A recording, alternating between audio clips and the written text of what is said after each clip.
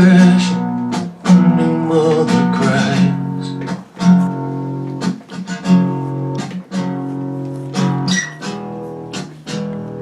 Who listened to the fall, to the floor?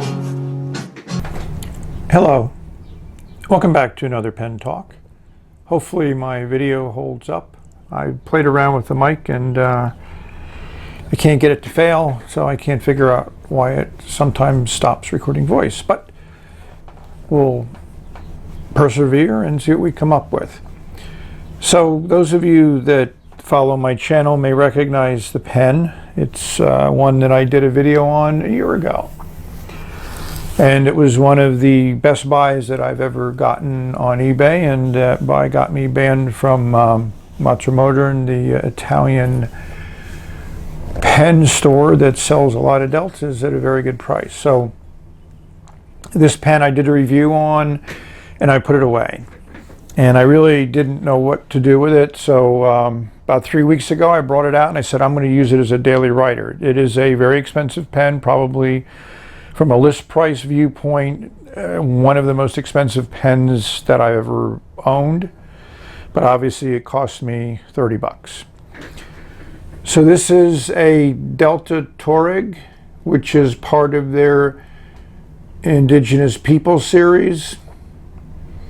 It's an extremely well-made pen.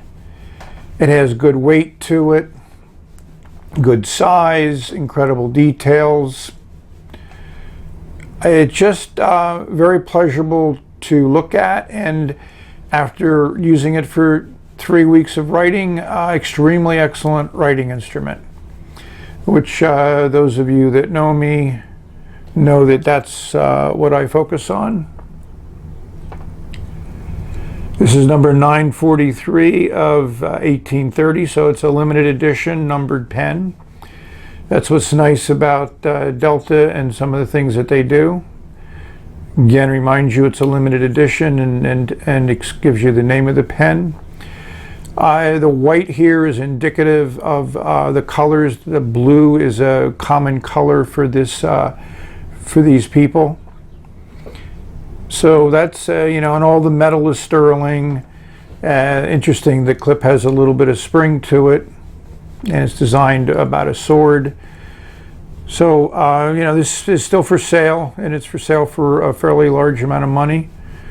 So I have to be very happy that I have it, and after writing with it, I have to say that I'm happy when I write with it. Unscrew cap, classic plastic feed. I'm still confused. Some of the Delta pens have ebonite feeds, but the majority of them that I have plastic feeds. It's a nice 18 karat extra fine nib. Delta labels them on the opposite side of Noodler.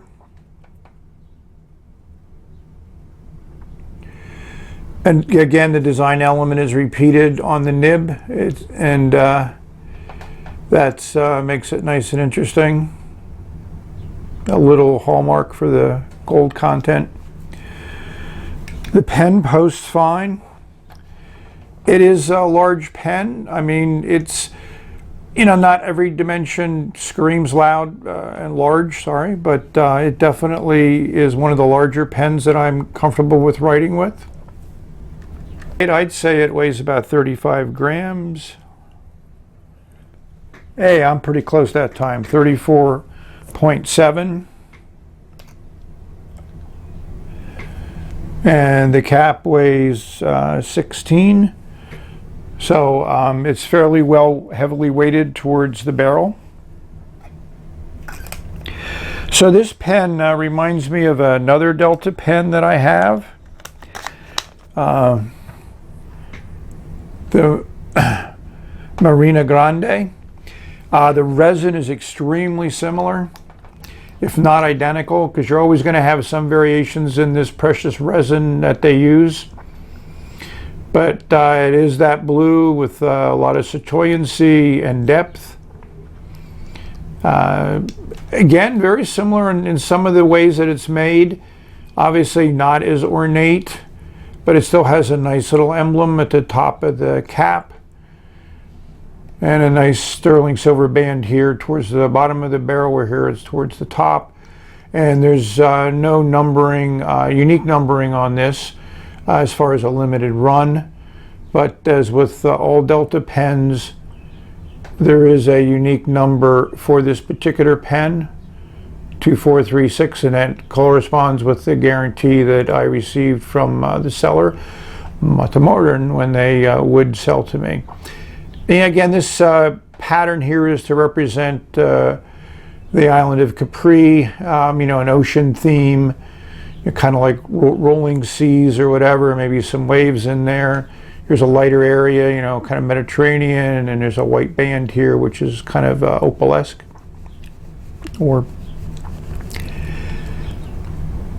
So that's kind of those things. So let's put the nib to paper and see how the pen performs. So in comparing the Capri with the Tuareg, one of the obvious differences is the size of the nib. I mean, it's a substantially longer nib. It's actually not as wide. That's obviously a fusion nib on the Capri. Also a different style of feed there. It's very nice. Now this was a broad nib, which I had ground into an italic, left oblique. Also very, you know, it's a little bit more nicely done as far as how the feed and everything inserts into the section. And the section is definitely larger. Kind of on the Delta Dulce Vitae mid-size, has a very nice section to it too, so that's similar. So it's a little look at the nibs. I think it's always useful to do a size comparison. So I got your Pelican M800 and your TWSBI Diamond 580. So I think these are comparably sized pens in some areas. Obviously, price-wise, the Delta Tuareg is actually more expensive than the M800. With with a cartridge converter, it obviously doesn't have the piston fill, so that is something that it differentiates the two pens. And when you uncap them, we'll take a look at the nibs. And the Delta nib is longer. It's not quite as wide, and it's not as ornate as the Pelican nib. It's not two-tone. They're both 18-karat nibs. I find actually I enjoy the way the Tuareg writes more than I enjoy the M800 nib. And the section is also wider, so it's a girthier pen. It has much more of a substantial feel than the M800, so I think that's one of the things that lends itself to its cost, is the fact that it does feel like a quality pen, as you can see how the nib and everything else is inserted into the feed and into the section, and it really gives you an idea now of the size of the pen. So one of the nice things about bringing a new pen into your rotation is it's always fun to explore it with a new ink that you haven't spent much time with. So I got this ink a while ago. It's a Pandemonium exclusive, legal Lapis. Noodler just makes a phenomenal amount of interesting inks. I've been doing chromatography regularly. So here's the chromatography of the ink. It's fairly water resistant. I don't know whether it's considered bulletproof, but it certainly, as you can see, doesn't spread much. And you can see the original line. It was laid down with pen before the paper was inserted into water to drive the ink up into the paper. It's also a very consistent color. A little bit of green in there, a lot of blue and dark blue. You know, my color vision is not that great, so maybe you can see some other colors in there that I don't see. So let's put this nib to paper and see why I like it.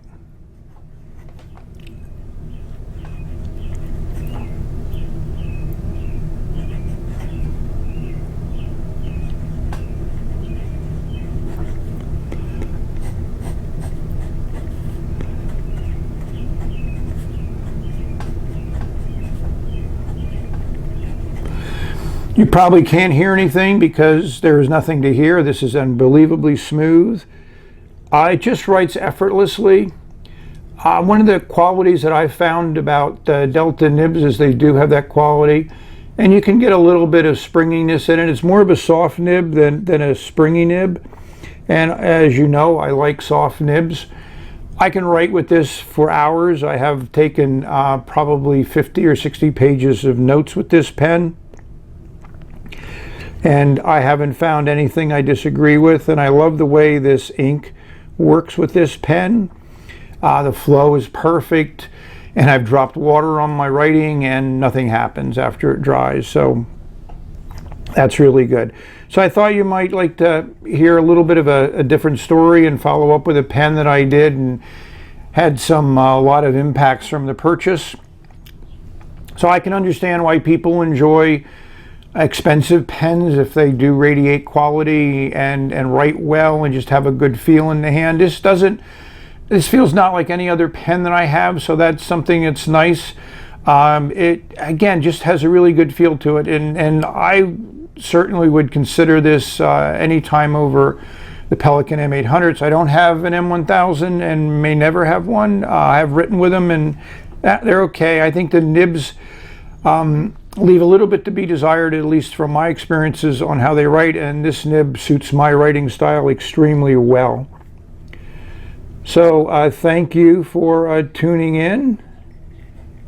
I think the audio lasted throughout the video. So I wish you have many great writing experiences. Enjoy every one of them. Have variety. And write on. Bye.